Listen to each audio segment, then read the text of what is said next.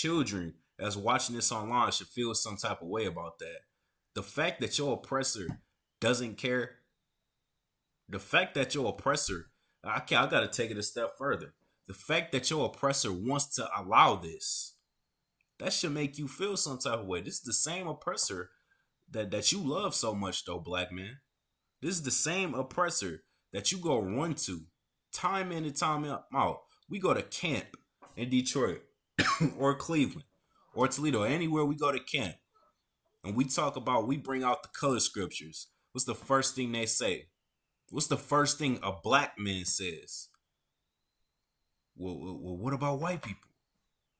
Fam, I promise you, if we were blue-eyed devils on that corner saying what we saying, but instead of saying that blacks, Hispanics, and Native Indians are the chosen Israelites of God, your oppressor was. I guarantee you, they would not say, "Well, what about black people? Well, what about Asians? What about Hispanic?" They're not sitting here going to bat for you like how you do for them. That's because we are a caring nation. And this is biblical right here, what we reading about too. Everything that we saying, again, this is all biblical. We are a caring nation, a nurturing nation. Not like your oppressor. Your oppressor is known for living by the sword. Whatever power he gains, whatever authority he has gotten, is because he fought for it. It's because he shot his way into it, that authority. It's because he brutalized his way into that position. Not worked his way up like a black man would. So let's read that again. When the righteous are in authority, the people rejoice. See, when we come in authority, when Christ comes down on this earth and puts us in our rightful place on top on today on the earth, when that happens, you know what I'm saying, there aren't gonna be no wars. There is gonna be no Palestine versus the fake Jews over there in Israel. There is gonna be no fighting for oil. There is gonna be no war on homelessness, quote unquote. There's a quote unquote war on homelessness right now, but instead your tax dollars is going to another country. Your tax dollars is going to fund another war. Shocker, isn't it? That's not. Tell me something new. Tell me something new in America, man. When hasn't? Let me just let me just ask you like this: when hasn't your tax dollars gone to a war in America? Your tax dollars has always gone to a war. I know.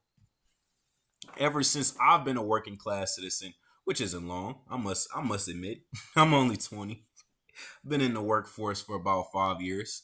But all 5 of those years, them tax dollars, guess what? Went to your oppressor, went to fund another war that you had nothing to do with, no control over. You can't choose where you want your money to. I guarantee if they gave us that option of where our money went, it wouldn't be to go fund a war. It'd probably be to go fund a homeless shelter or to end the real war of homelessness. But they don't give a damn about that because your oppressor is a bloodthirsty, lustful child. All he cares about is his power. He's a hungry, power-hungry individual, man. That's just what you got to understand about your oppressor. He's power-hungry. And he's going to do whatever he has to do. He's going to step on whoever he has to maintain his control, to maintain that foot being across your neck. Let's read that again. Slocky. That's something in my eye. Slocky. When the righteous are in authority, the people rejoice. The people rejoice, man. That means the people are in happiness. The people will be happy. The people will be happy, man. The tax dollars, you know what I'm saying? Slocky. They won't have to spend an arm and a leg in the grocery store no more. When the righteousness are in authority, it's like when the righteous is in authority, they're not gonna have to spend an arm and a leg on food. Don't you know before your oppressor put his foot all throughout the earth, you didn't have to pay for these items. You didn't have to pay for food until your oppressor got his hands on everything. Until your oppressor got in power. That's when you had to pay for food and water. You go to the gas station today, you have to pay $5 for a bottle of water. Why am I paying for this? This comes out of this comes out the sky. That water, that same water that he's charging you $5 for, came straight out the sky. He didn't make that water, but yet he also don't you know, if you put a bucket of water, I mean, it's like if you put a bucket, you know what I'm saying, outside to collect the water, that's a crime. If a police officer seen you doing that, they'd lock you up for that, man. You can't even put a bucket outside to collect the water. That's how power hungry your oppressor is, man. That's how controlling your oppressor is, man. When we not like that, man. Especially, that's why it says when the righteous are in authority, because when we come back in authority, come back into power, you know what I'm saying, we are going to be in rulership, but it's going to be a righteous rulership. We are that the kingdom is going to be governed by these laws right here that we reading about inside the Isupk. It's like inside the Bible. These laws, you know what I'm saying, the laws that's going to be in that kingdom is going to come straight out the Bible, man. Which is why it is going to be a perfect kingdom.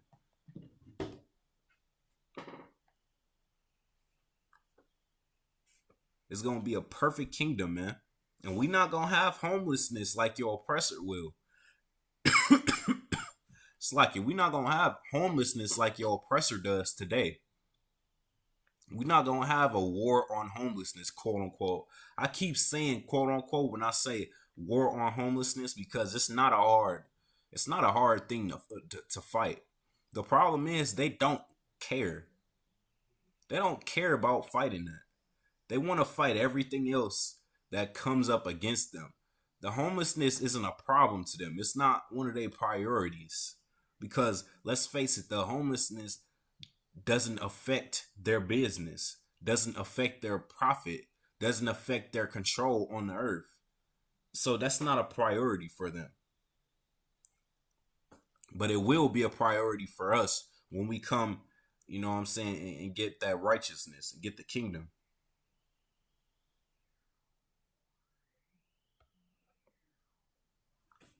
Now let's keep going here.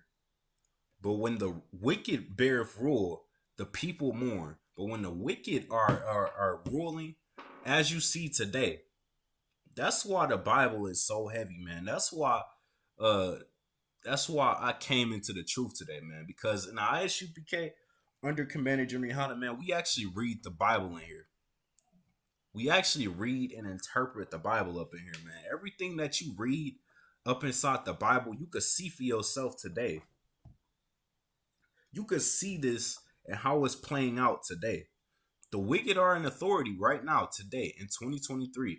And guess what? The people are mourning. The people are constantly in an uproar. Look at UAW. They've been on strike for how long? All they wanted was more wages. The casino, they've been on strike for how long? How what did they want? They just wanted more money. And you would think that's not even a hard request to deliver right there, man. But your oppressor is so goddamn money hungry. You will risk every single employee leaving his company just to think that he's keeping money. All that money that those employees brought them during that pandemic means nothing to him. It means absolutely nothing to him, man. And all they asking for, they not even asking for something hard to do. They not even ask. It's not like they asking for what is it? Damn, I can't think of it right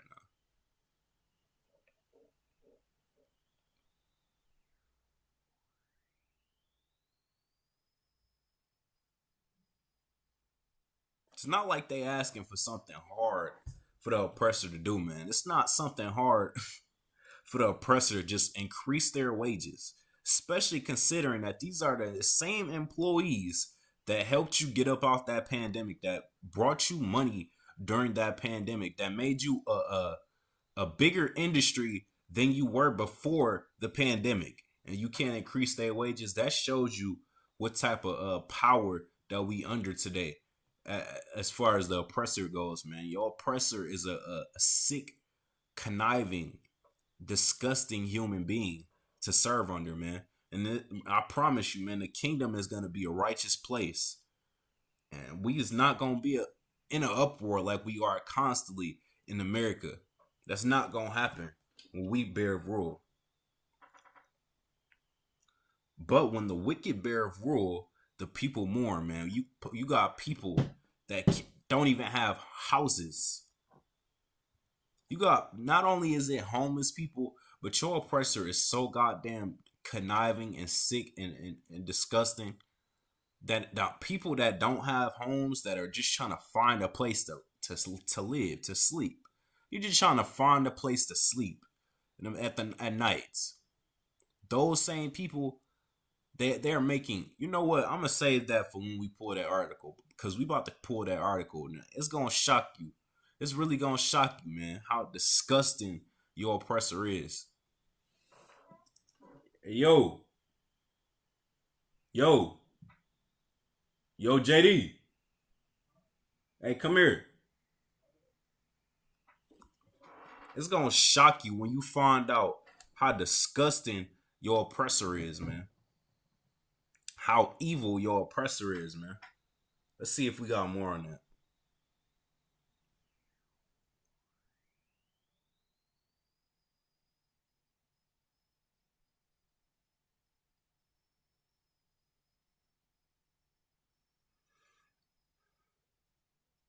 All right, we're gonna drop that. Now we're gonna get into this article, man.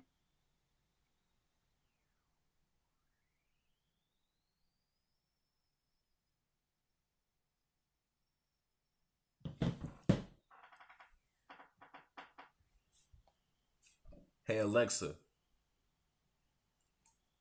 what is hostile architecture? Good evening, Yash. Hostile architecture is an urban design strategy that uses elements of the built environment to purposefully guide or restrict behavior.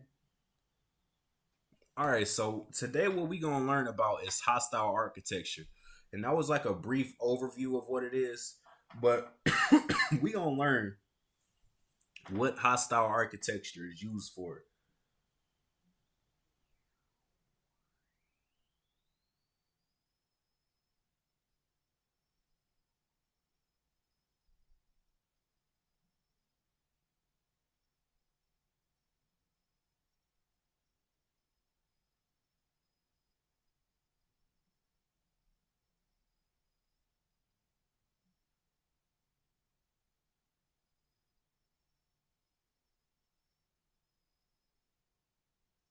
Hey Alexa, give a definition for anti-homeless The hostile term define architecture. can be used to describe, clarify, or give a precise meaning to an idea, Alexa, concept. stop.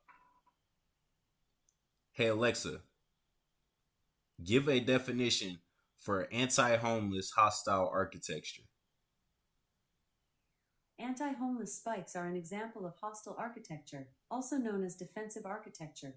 It is the use of architectural elements in public spaces to influence the behavior of living beings and restrict certain activities, such as rough sleeping.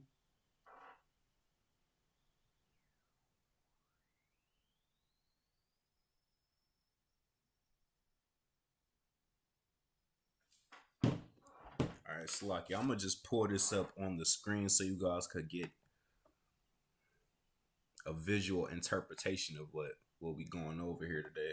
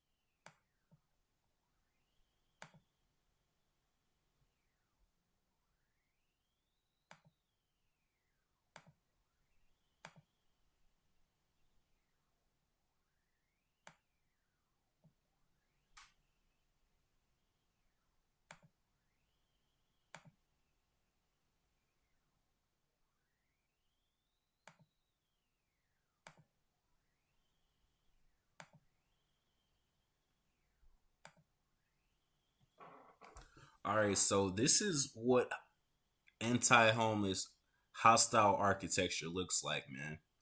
So this is a perfect example right here. So what we have here is a bench.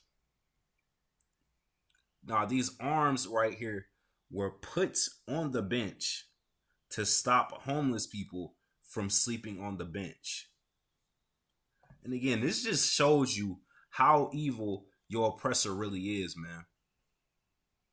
Instead of putting metrics in place, instead of implementing more homeless shelters and actual more places to put the homeless people to rest the homeless people, instead of fixing the problem, what they're trying to do is they're trying to hide the problem.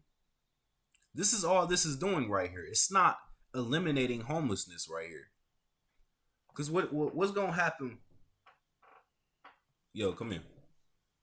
My bad, I was Can you bring some waters? So what this is doing right here is it's not fixing the problem. The problem being is that we have homelessness to begin with. That problem is not going away by putting these arms on the bench. People are still going to be homeless, whether they sleep on this bench right here or if they sleep right here on the concrete or wherever else they may deem a comfortable spot, man.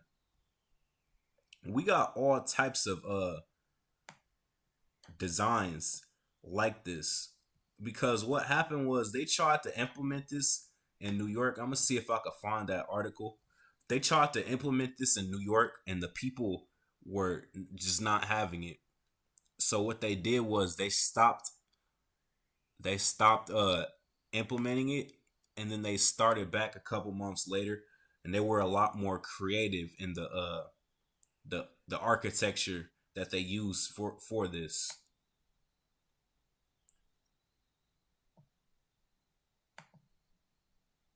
We got these. Come on, like this is just unnecessary right here. Like, why else would these spikes be right here? And it's crazy because if you aren't familiar with this term known as hostile architecture, you would just think this is right here for display or something like that. But when you actually find out why these spikes are right here, it should make you uncomfortable. It makes you uncomfortable. We got another one. This is a windowsill, man. And why is there balls? Pause. Why is there balls on this windowsill, man? Now you understand why all these weird designs are all throughout the city. It's to stop people from sleeping in a semi comfortable place. They already don't have a house.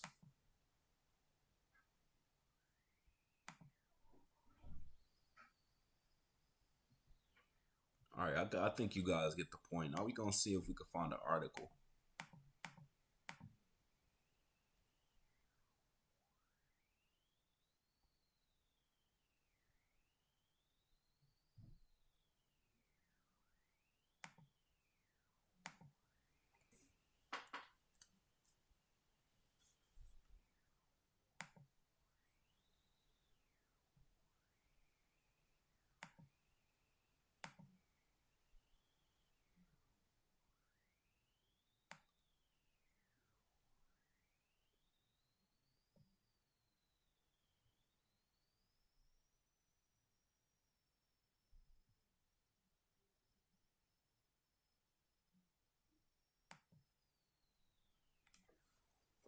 All right, so this is an article from the New York Times, and it's titled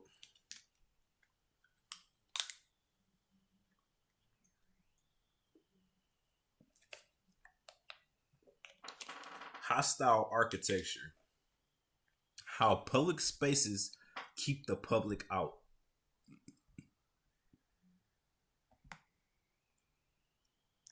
Hostile design has flourished in New York as a way to maintain order and ensure public safety, but critics say it is inhumane and targets the homeless. Now, right here, already you can see that they're trying to mask this and make it seem. It's like, let me bring this microphone closer. Hopefully, you guys were able to hear me. But as you can see, man, already just in the title, you could see that your oppressor in the media, they're trying to mask this and make it seem as if it's not what it's not as inhumane and evil as it is. It says hostile design has flourished in New York as a way to maintain order and ensure public safety. What does public safety have to do with a man sleeping on the bench? I promise you, I'm going to be safe whether that man decides to sleep on that bench or not. So cut the uh, slack it. You gotta cut the garbage out, man. You gotta cut the crap. All right. You could read in between the lines and just see that that's a load of crap right there, man. Nobody is unsafe whether a homeless man decides to sleep on a bench or not. It's not it's not making anybody unsafe. What is making people unsafe, however, is all these wars that your oppressor continues to want to chime in on and partake in. That's what's making people unsafe. So if you want to talk about things making the public unsafe, you should be talking about that. You should be trying to eliminate that. But no, that's not the big issue here. The big issue is where Big Bill decides to lay his head at. That's the big issue, huh? Come on, man.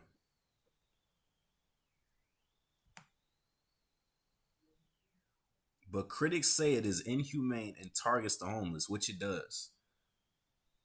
Tries to throw a negative light in there and say critics has a very negative connotation. Whenever people give you some type of feedback and they don't like the feedback, what do they call you? They call you a critic. They say, "Oh, he's just a critic." They say it in a sarcastic manner. So it has a negative connotation. So as you can see, this article is clearly trying to throw a negative connotation on the people that can clearly see that this is a load of crap right here. The people that can clearly see that this is inhumane. And this ties in exactly with that scripture that we pulled at the top of the class, man. Your oppressor is inhumane and he's a wicked, conniving piece of garbage, man. For lack of a better terminology, that's just what your oppressor is. And once we come into rulership, everybody will rejoice. Yes, this Bible is made for blacks, Hispanics, and Native Indians. The kingdom is for blacks, Hispanics, and Native Indians. But everybody will rejoice once we come into power. And you can see the writing on the wall and why that is the case today. Today, in your own oppressor's kingdom, his people are at the bottom as well. A lot of his people are at the bottom, man. And this is his kingdom. If he could do that to his own people, that shows you what type of person he really is. Let's keep going.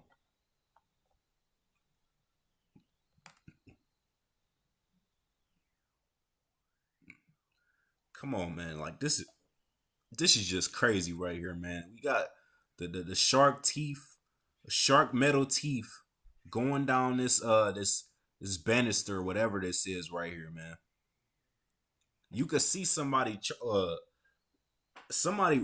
a homeless person that has nowhere else to stay. They would definitely sleep right here if this spike wasn't right here. You see why they put those spikes right there.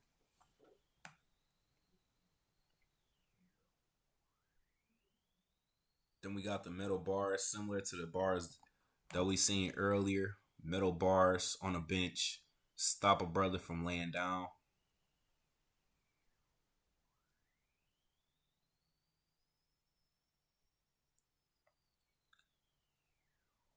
Ugly bolt lines, the ledges at a public plaza.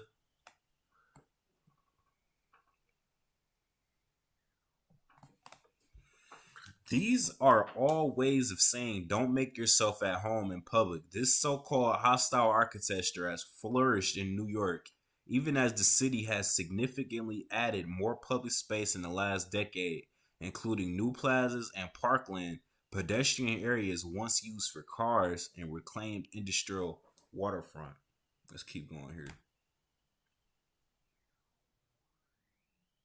Proponents say this type of urban design is necessary to help maintain order, ensure safety, and curb unwanted behavior such as loitering, sleeping, or skateboarding. But hostile, hold up, man. Now, this makes no sense right here, man.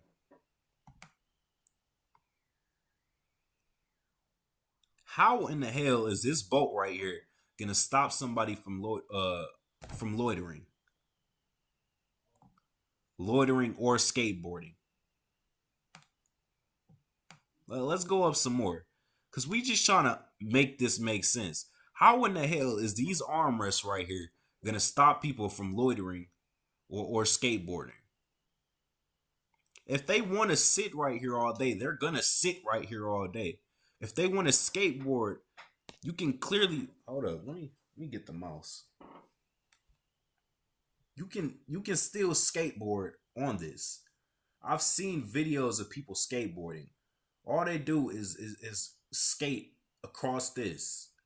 The side of their skateboard diagonally, they skate just like that. So you can still skateboard on that. I don't, as well as this. If they were trying to eliminate skateboarding, they would have done something with the ledge, because that's what was really needed. They used the ledge right here, but they didn't do that. You want to know why they didn't do that? Because that's not what they were targeting. Let's keep going.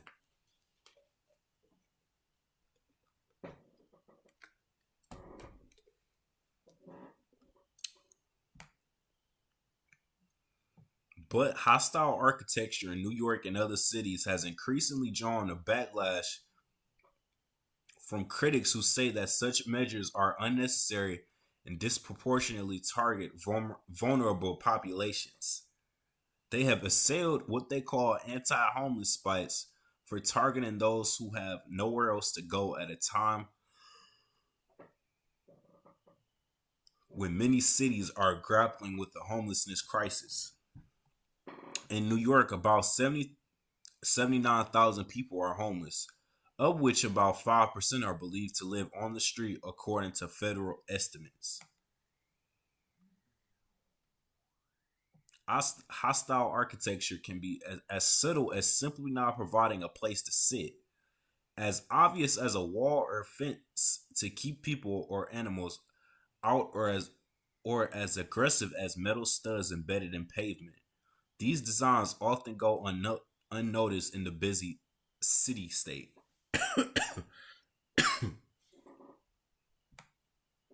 That's just what we were talking about earlier, man. If you're not aware of the term hostile architecture, you would never notice that that is a thing. But it is a thing, definitely, and it is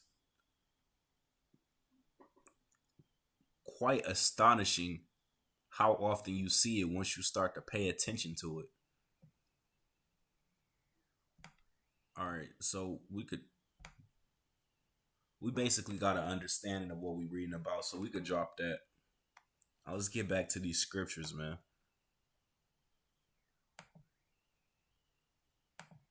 That article right there shows you how evil your oppressor really is, man. That shows you the true nature of your oppressor.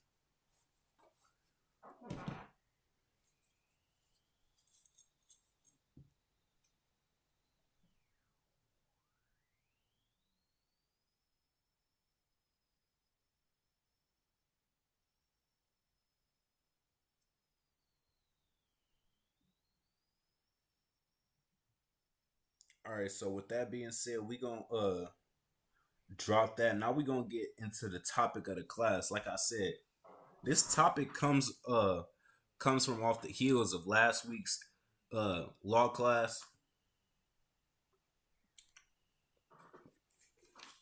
where we were talking about how the Christian church is a has destroyed the Black, Hispanic, and Native Indian community, has destroyed God's chosen people, and it has not done us a service to partake in that religion. And in that, we had uh we had oppressors, you know what I'm saying, comment on that video saying that they God is for everybody and that everybody could be saved. Well, I'm here to tell you that that is not true, man. God only loves Blacks, Hispanics, and Native Indians. And that is all throughout the Bible right there.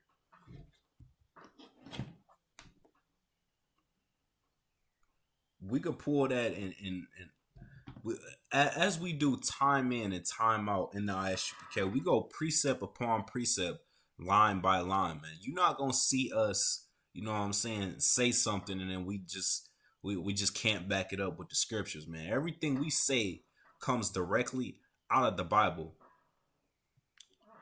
comes from history, comes from science. You know what I'm saying?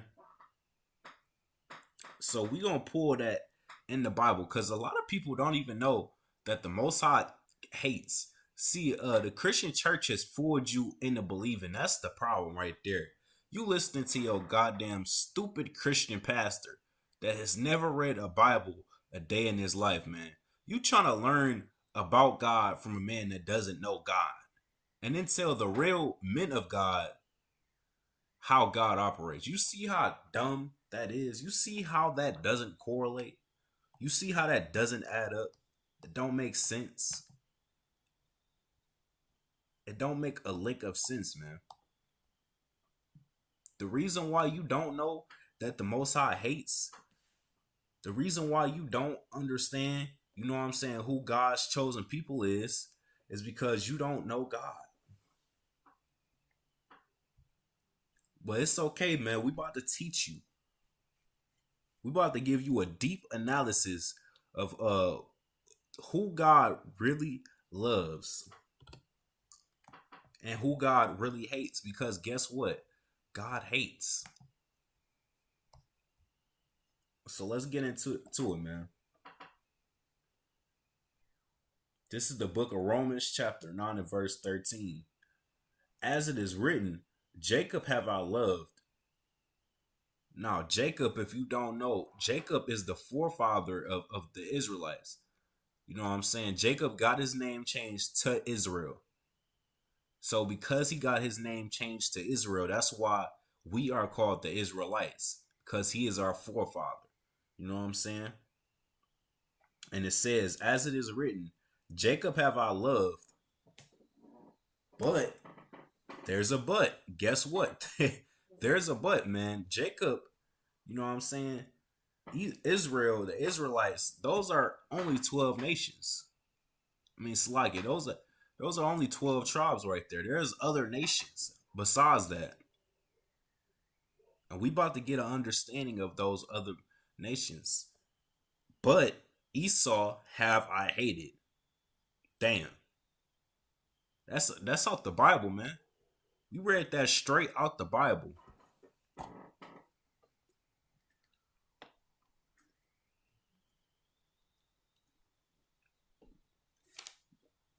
We reading this directly out the Bible, man. It's not out somebody notebook. It's not out somebody, you know what I'm saying? We're not reading somebody's opinion here. This is straight out the Bible. And it says, as it is written, Jacob have I loved, but Esau have I hated. And it's heavy that it even says as it is written, because you know what that means? As it is written means that this is the first time that this is being said. This isn't some revelation that we reading about here, man. This isn't some brand new ideology that we're learning about here. This is a common theme. Apparently this is a common theme because it says as it is written, meaning this is the first time that this is being read, that you could find this inside the Bible. It's not the first time you could find it, man. But I know you didn't know that. because you got your head so far up your oppressor's butt. That's the problem right there. You got your head so far up the oppressor's butt, you can't see the truth. You can't see the truth. You can't see the truth that your oppressor is your enemy, is your real enemy, not the Bloods, not the Crips. You understand you have gang violence because of your oppressor, right? If your oppressor didn't put those drugs in your community to begin with, you wouldn't have gang violence. But yeah, you hate Day Day so bad. You want to kill Day Day so bad. You want to murder your brother, all because your oppressor influenced you to do so. You know what that makes you? That makes you a follower. That makes you a groupie, man. A big groupie. You claim you the most toughest nigga on the block, and you a groupie. You a follower. That don't sound tough to me. You want to know who the real tough guys are? It's the men in here, man. It's the men in the ISUBK under Commander General Yana, and the women.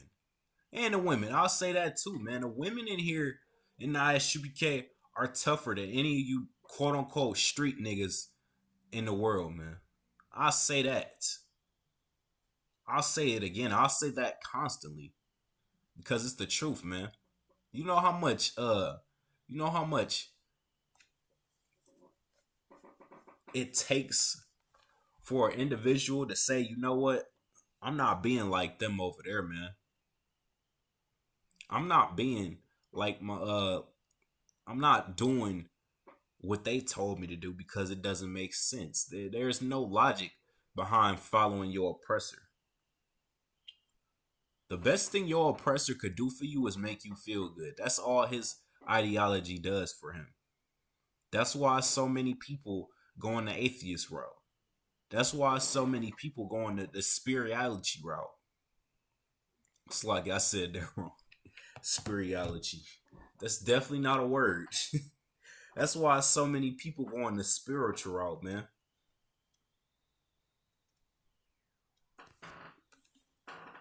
Every sister that I meet that says they're spiritual, they have no type of laws or morality for them at all. They don't have no feast days they keep. They don't have no no laws to abide by. There's no there's no rulership, no guidance, no nothing there. So really all spirituality is just you following after your lust. That's all your oppressor can offer you is what feels good. What makes you feel good? What gets you off?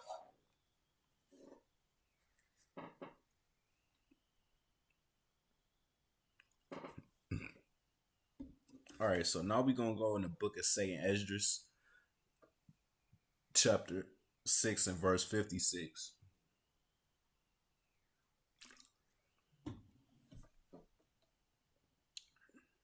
Actually, Sluggy, we gotta start at verse 54. So let me get that real quick.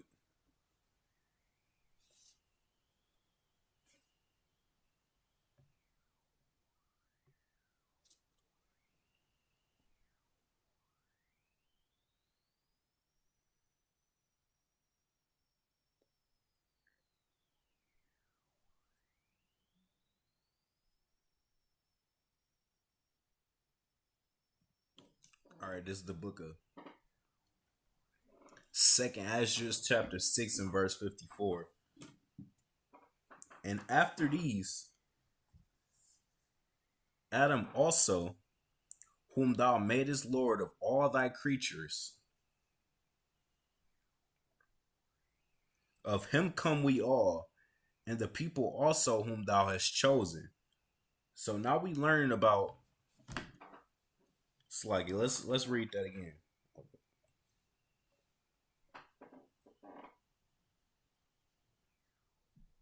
Let's read that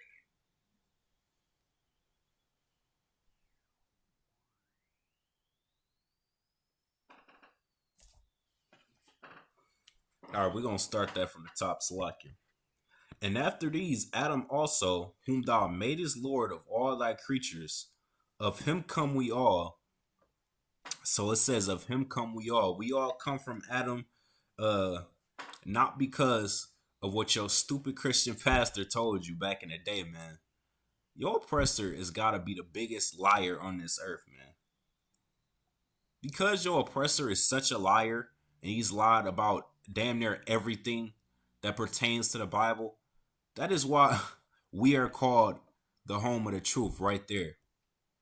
It's because we've been debunking his lies since 1969. We've been correcting you and washing your brain. People like to say when you tell them that you joined the Isupk, they like to tell you, "Oh, you've been brainwashed." You damn right you've been brainwashed. Your brain has took a deep dive and it has been cleansed with the scriptures and with correction and with counseling. So yes indeed, my brain has been washed, and I'm glad you noticed. You dummy, you need yours washed next.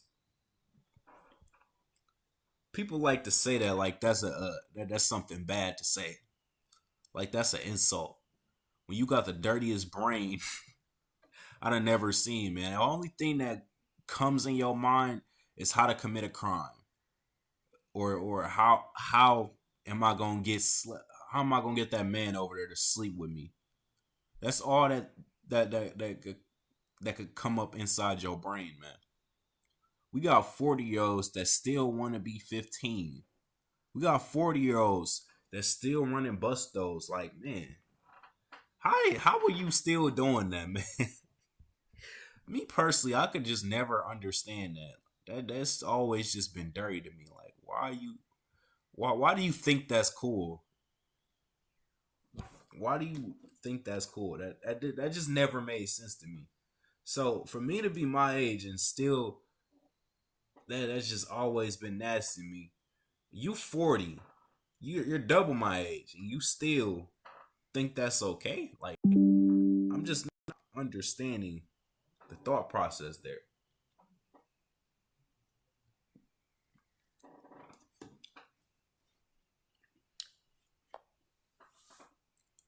But let's get back to this. So it says, and after these, Adam also, whom thou madest Lord of all thy creatures, of him come we all. It says, of him come we all, because when the earth got flooded, the earth had to be repopulated by Noah and his family. You know what I'm saying? And Noah is a direct descendant of Adam. So when it says, of him come we all, that's what it's referring to right there. Noah and his children. Noah uh had multiple nations come through him throughout his bloodline, you know what I'm saying? Each child of his held a specific nation. So let's keep going here. And the people also whom thou hast chosen. All this have I spoken before thee, O Lord, because thou madest the world for our sakes. Slakia. It says the world was made for our sakes, man. It's talking about first it said, we can't skip past that part right there because that's extremely heavy right there. First it said, uh, thou hast chosen.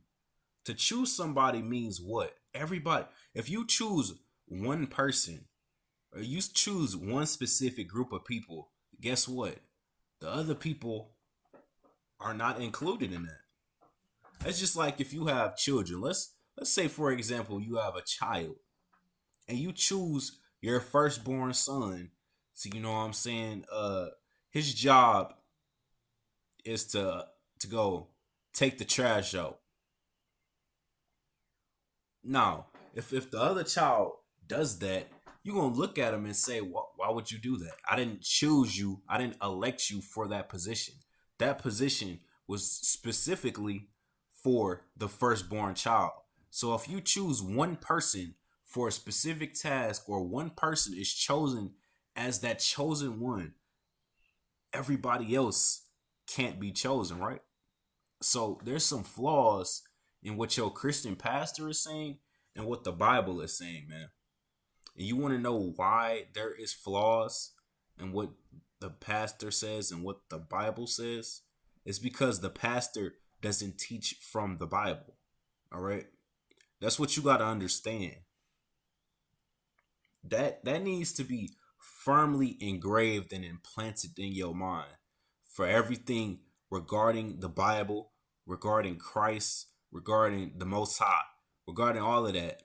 For any of that to make sense, you just need to throw away whatever the pastor told you.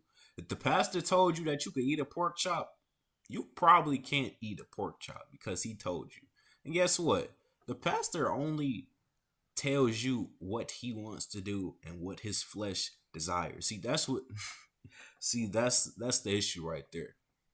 The issue that we dealing with is that we have people in these positions of power, and all they seem to care about is what they desire or what you may desire. You know what I'm saying? And it's just sad when you really think about it, because these people are in these positions to teach you, to instruct you, to guide you, to counsel you, to make you just overall a better person, and they're not doing that. You know, it's really sad when you start to think about it, because a lot of the problems that are, you know what I'm saying, involved in the Black, Hispanic, and Native Indian community, a lot of our problems would be solved, or I can at the very least say they'd be closer to being solved if we had actual righteous human beings, you know what I'm saying, in these positions. But instead, what do we have? We have molesters, we have pedophiles, we have homos, like we have alternative lifestyles, you know what I'm saying, in these positions. We have money hungry, disgusting, vile people that are strictly after your money. They don't care about if you are really righteous. Let's just be honest here. They're not there to actually make you righteous.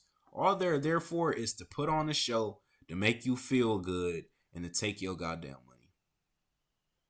And if that's their real job, they're doing it. They're doing a wonderful job at it too. It's quite sad. It's very sad when you actually think about it. Let's keep going here. All this have I spoken before thee, O Lord, because thou madest the world for our sakes. The world was made for. Let me play this up.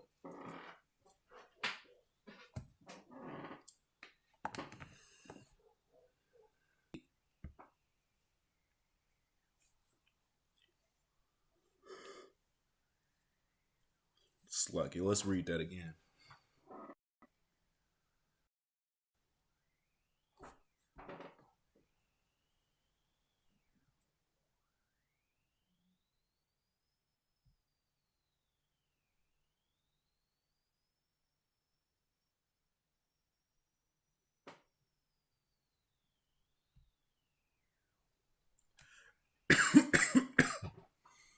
All this have I spoken before thee, O Lord, because thou madest the world for our sakes, man. He made the world for one specific uh group of people. And we found out what that group of people was in Romans. And we reading some more about it here in Second Esdras. So let's keep going. As for the other people, now we about to get another.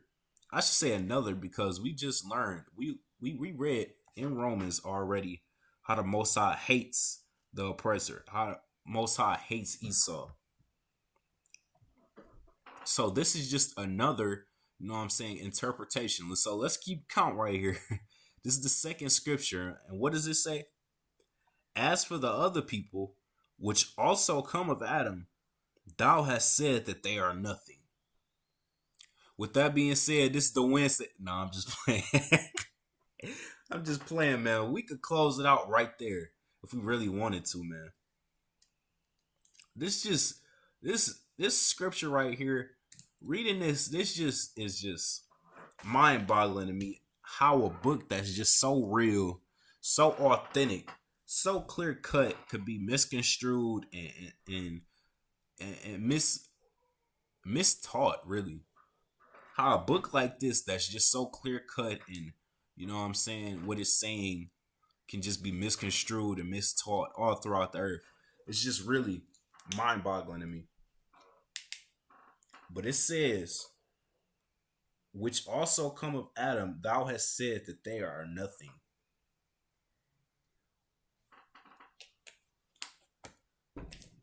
I got news for you, black man. Yo, Edomite boss that you have wet dreams about every other day. Yo, Edomite boss that you that you serve timing and time out. That Edomite, you know what I'm saying? That you got the googly eyes for, or that Edomite that you think is your best friend, and that you get mad every time we go to camp and say that the Bible is only made for blacks, Hispanics, and Native Indians. That Edomite that you have in the back of your mind when you say, "Oh, what about white people?" The Bible just said that they are nothing. So how do you feel about that? How does that make you feel? I know it makes me feel good, honestly. It makes me feel great. I could go to sleep off that thought. Actually,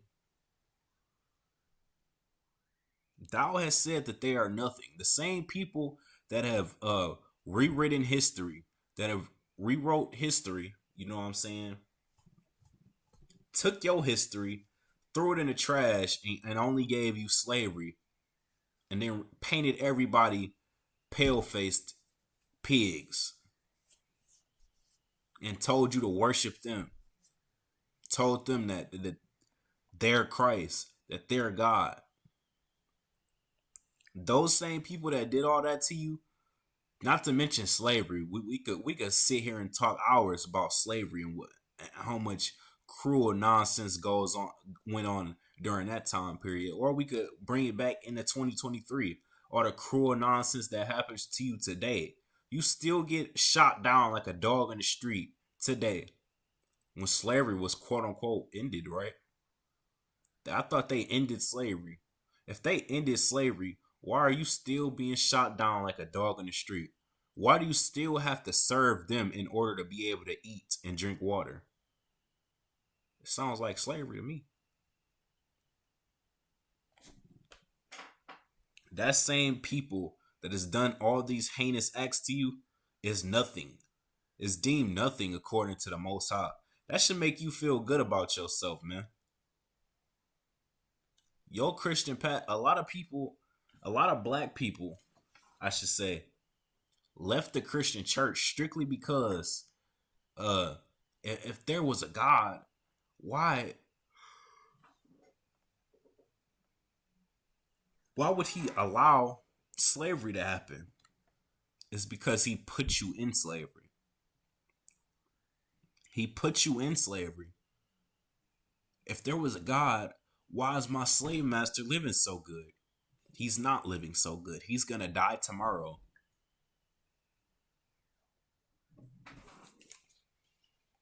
Let's keep going.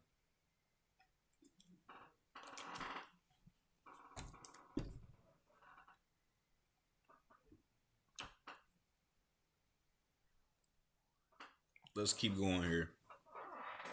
As for the other people, which also come of Adam, thou hast said that they are nothing, but be like unto spittle.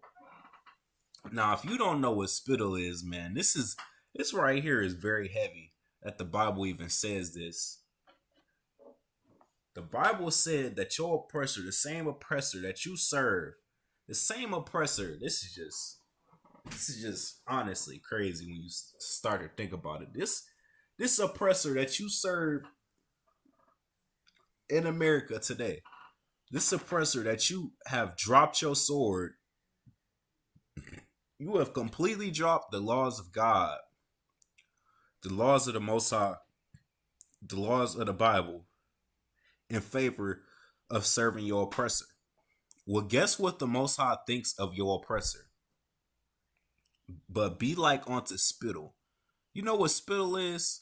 Let's ask Alexa. Alexa, hey Alexa, Hi what is, there.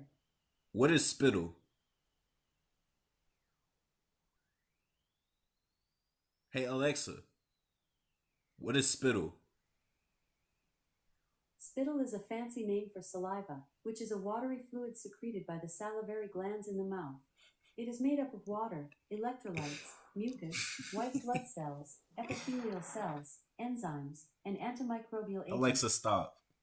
She just gave you fancy terminology to say spit. That's literally what she said. I can't make this up, man. The Most High said that you are saliva. That's what he thinks of you. He thinks of you as a small, small drop of saliva. That's what the Most High thinks of you, man. You know how crazy that is? It's not crazy, it's just mind boggling when you actually start to apply that to your life.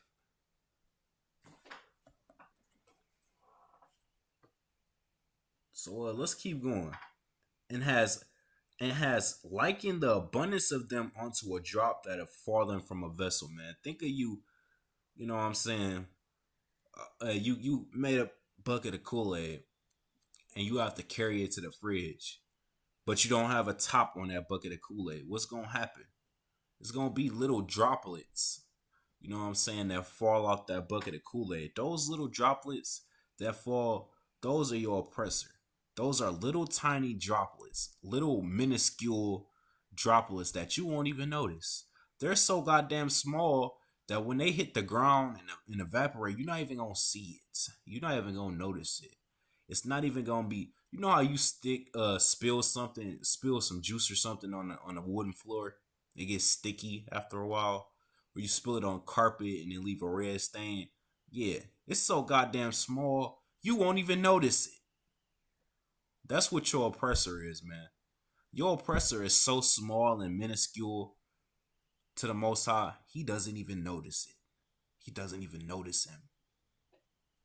And you should take that into consideration when you come up to us while we at camp and tell us, well, what about Bill? What about white people? God don't give a damn about them, man. He don't care about them. All right? He does not love them.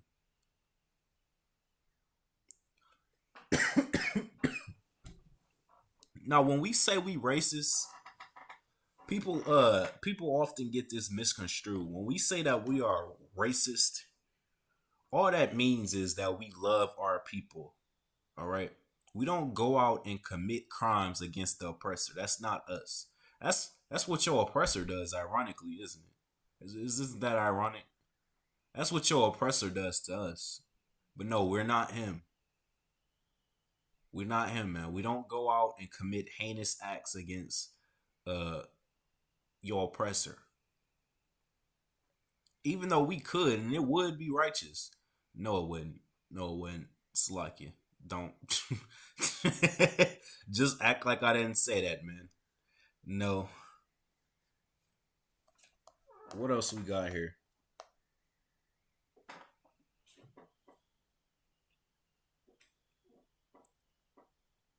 And now let's go on the book of Matthew. This is always a good scripture for this topic.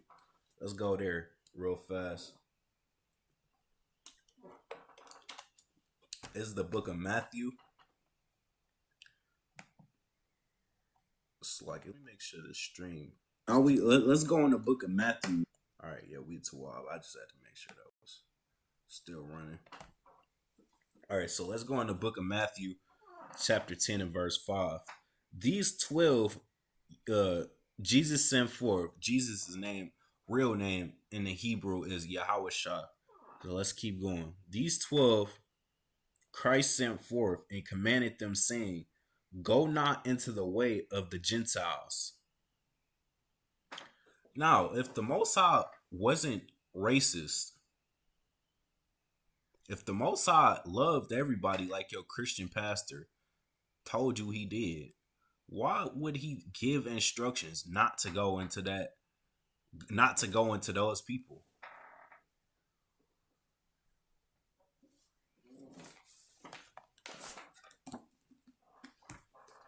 I'm about to pull the definition of Gentile real quick, just for edification purposes, just in case you may not be aware of what a Gentile is. There are two definitions, but in understanding, you know what I'm saying,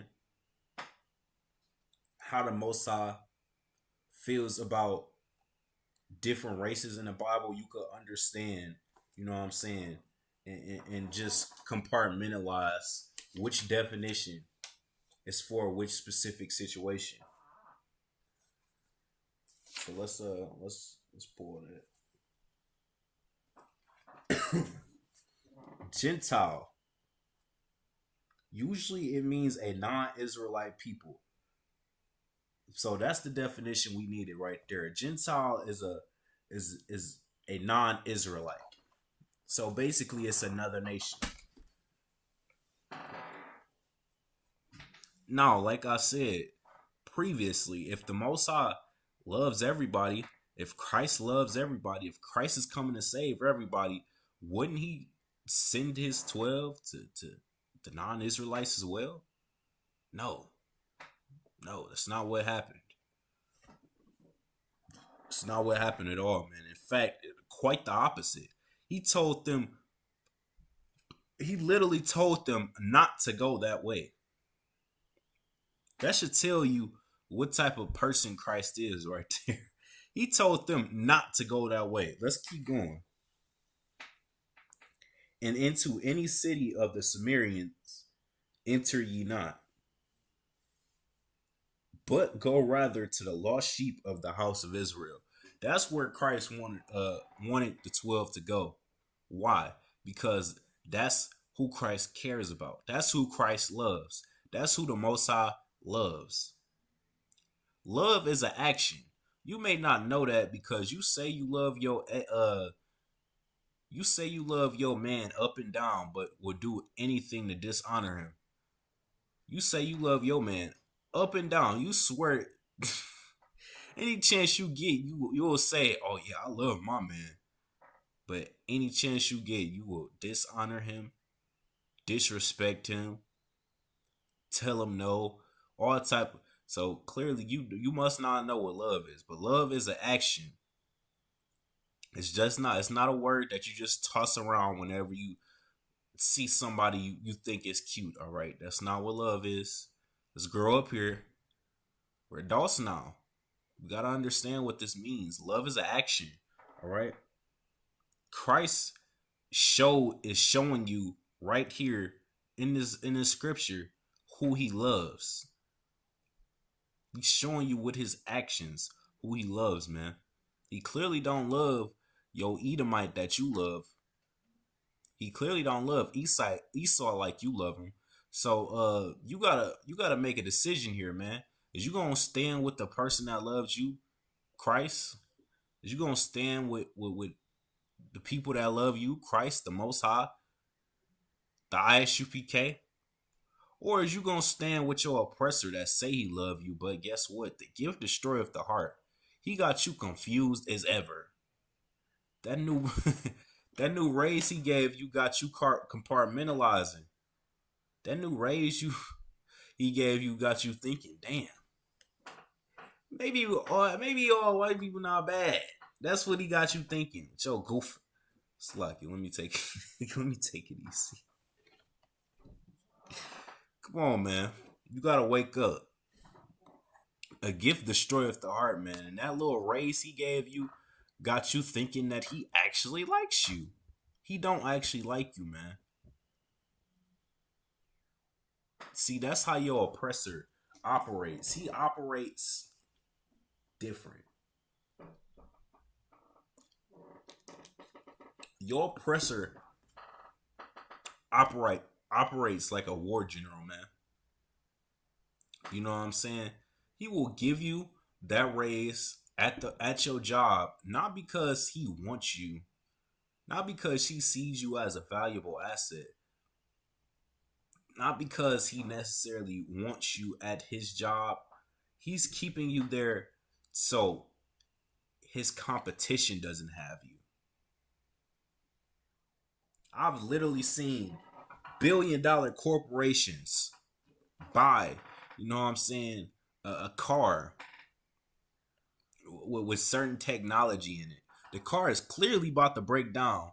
They overpaid for this car like crazy just so their competitors don't get that technology that's in that car. Now they're not gonna use the car. They're not gonna actually use anything inside the car. They're strictly buying that car off of pedestrians so their competitors don't, you know what I'm saying, get that technology. And that's exactly how your oppressor operates with you, black man. You gotta wake up and understand that. He gave you that raise at your job again, not because he necessarily needs you at that job. He just don't want you going to his competitors, or worse, you getting your own business. You partnering up with another black man, and you guys, you know what I'm saying, are now his competitors. So that's something you may want to keep in mind. All right.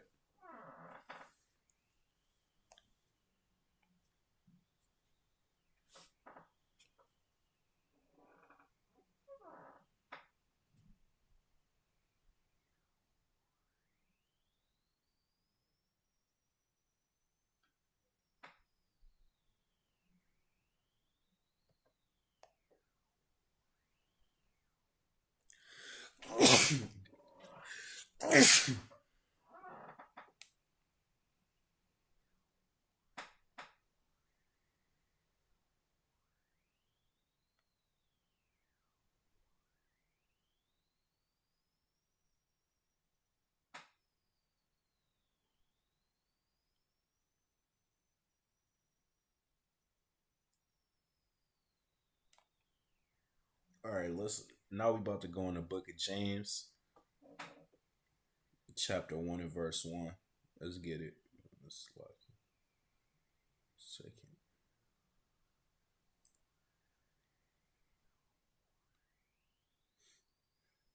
James, a servant of God, a servant of God. Let's start from the top. James, a servant of God and of the Lord Jesus Christ, to the 12 tribes which are scattered abroad, greeting. Now it says that he's a servant of God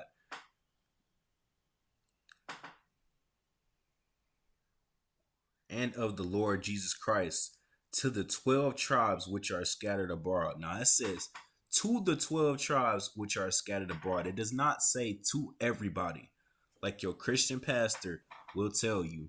Your Christian pastor will tell you that Christ is for everybody, that God is for everybody, and that these priests that we reading about in the Bible are for everybody. But who did it just say it was for? To the 12 tribes which are scattered abroad. Now some fake Jew online, they might try and tell you that they're the 12 tribes scattered abroad. But let's just be honest here for a second. Who do you see on every corner of every nation, every country? You can see who the 12, oh, I mean, it's like you could see who the scattered flock is on the earth, man. There is black people everywhere. You can't pinpoint a place that is predominantly black. Why is that? Because everywhere you go, there's black people, man.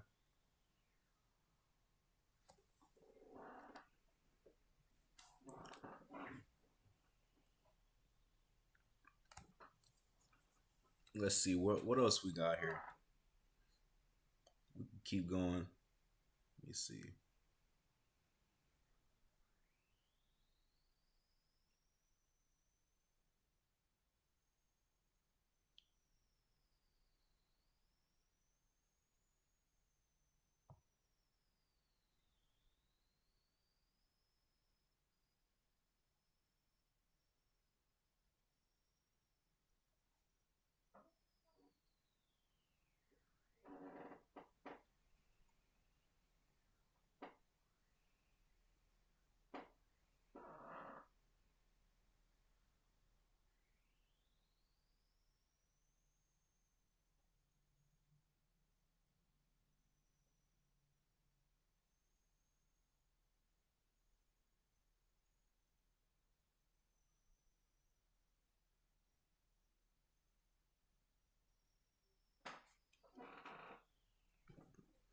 All right, so this right here is the book of Hebrews, chapter 7:14. Now, this scripture right here is just further proof, you know what I'm saying, that Christ, you know what I'm saying, came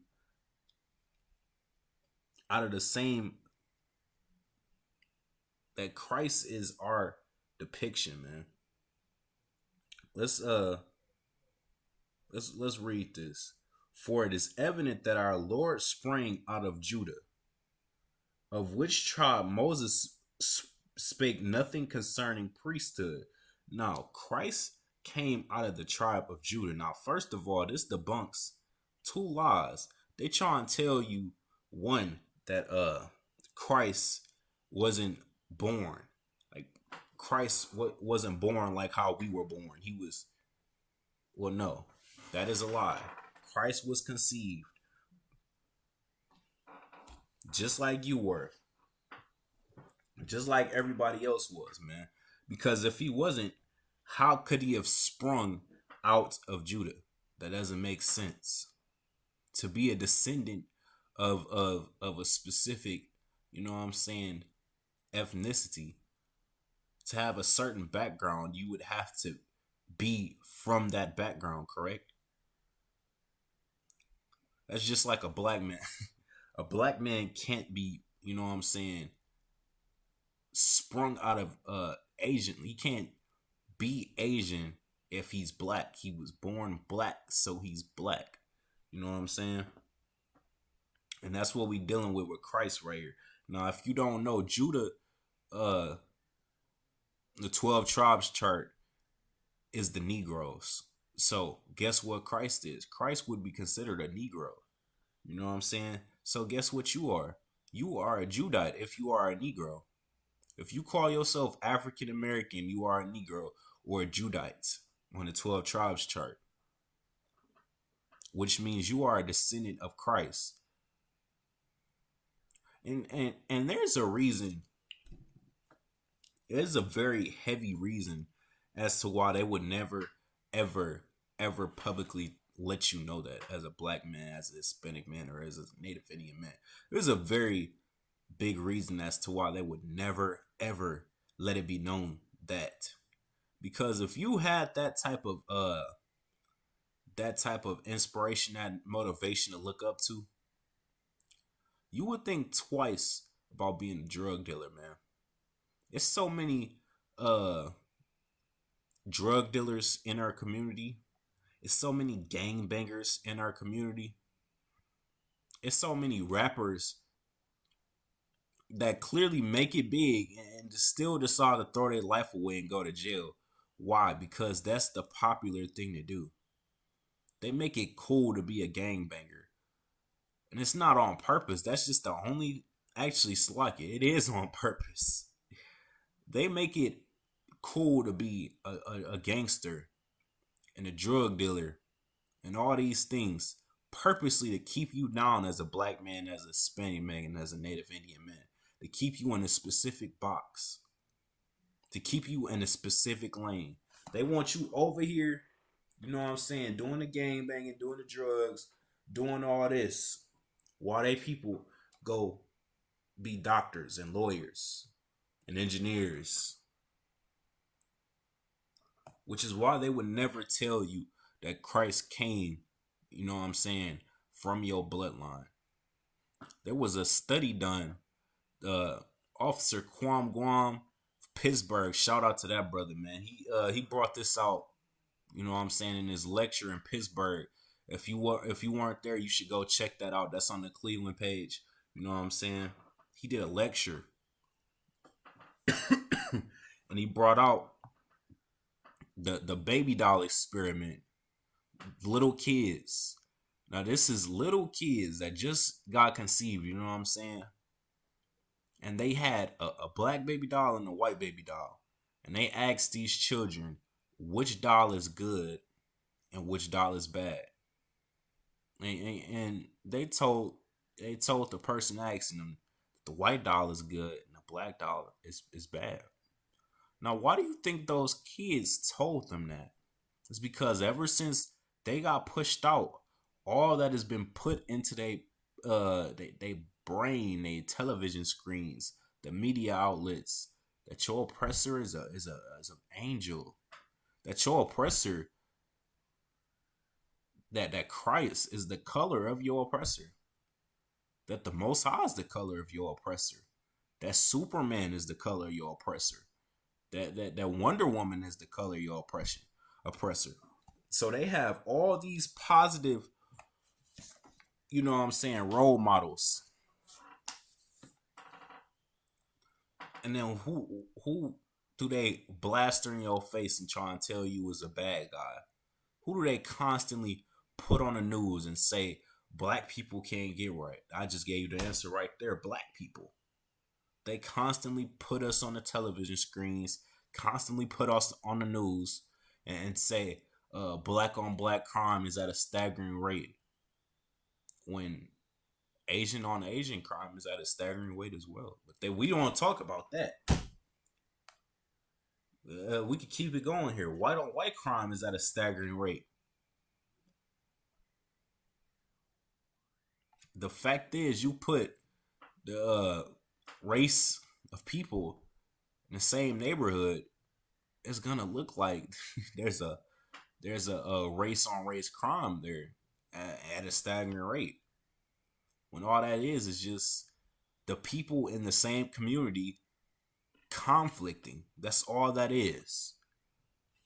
You know what I'm saying? But they put it on the news just to make you look some type of way, just to make you feel bad about yourself, just to make you look at your own people with hatred. After I'm a you know what I'm saying, a priest at the end of the day. You know what I'm saying? And still to this day, I have to check myself and correct myself when I in the way I conduct myself as far as my day-to-day life. Cause it's still times I admit this. There's still times where I go to the gas station and I'm looking over my shoulder and I'm moving as if I'm paranoid. When all I'm doing is going in the gas station that's in my hood. Like, that comes from all the negative lights that is put on the news by your oppressor to make you feel bad about your people and to make you frown upon your people. So just keep that in mind. You know what I'm saying?